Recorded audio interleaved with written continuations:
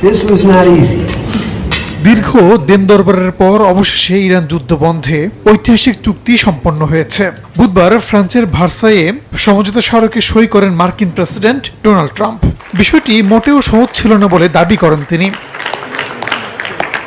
ইরানের সঙ্গে এই ঐতিহাসিক চুক্তির পরও পারস্য উপসাগর অঞ্চল থেকে এখনই সেনা সরাচ্ছে না যুক্তরাষ্ট্র। প্যারিসে সাংবাদিকদের মুখোমুখি হয়ে ট্রাম্প জানান, চুক্তি হলো মার্কিন বাহিনী আরও কিছুদিন ওই অঞ্চলে অবস্থান করবে।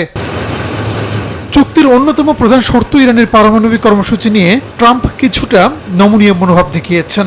তেহরানের উচ্চ সমৃদ্ধ ইউরেনিয়ামের মজুদ ধ্বংস করার চেয়ে ইরান যাতে কোনোভাবেই পারমাণবিক অস্ত্র তৈরি করতে না পারে সেটিকেই বেশি গুরুত্ব দিচ্ছেন তিনি।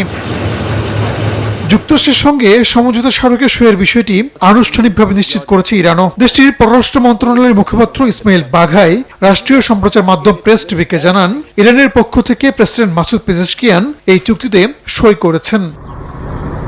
চুক্তি সই হলেও ওয়াশিংটনের প্রতি তীব্র অনাস্থা প্রকাশ করেছেন ইরানের পার্লামেন্ট স্পিকার মোহাম্মদ বাঘের গালিবাফ।